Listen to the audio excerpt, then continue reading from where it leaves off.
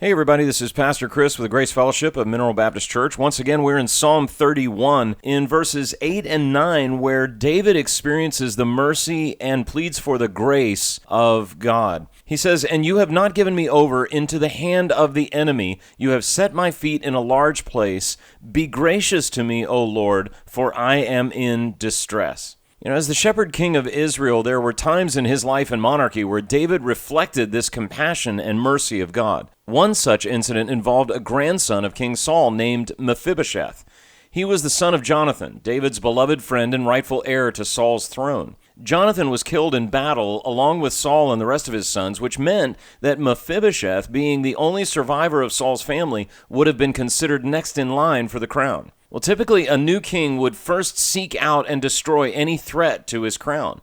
But David asked in 2 Samuel 9, verse 1, "Is there yet anyone left in the house of Saul that I may show him kindness for Jonathan's sake?" David wanted to show mercy.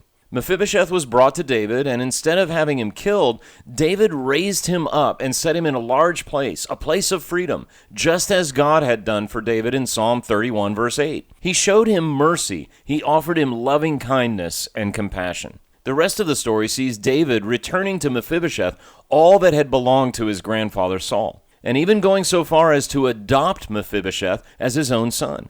When a sinner comes to the mercy seat, to Jesus himself, in acknowledgement of his or her sin, mercy is immediately administered. God takes away the record of wrongdoing, expunges the indictment of sin, and changes the verdict of guilty to not guilty. This means that the sentence of death is permanently withheld. In fact, it is forever removed. This is mercy. But God doesn't stop there. God doesn't just deliver from death. He also gives to us the fullness of life. Once sin is removed, righteousness is given. The grace of God restores us to fellowship with Him through the righteousness of Christ. Just as Mephibosheth was given all that had belonged to his grandfather Saul, God restores His children to all that they were before the first parents, Adam and Eve, fell in sin. And notice that we're now considered God's children. David adopted Mephibosheth as his own son and had him seated at the king's table, a place reserved for the sons of the king. As sinners saved by grace through faith in Jesus Christ, we become the adopted children of God with all of its privileges and responsibilities.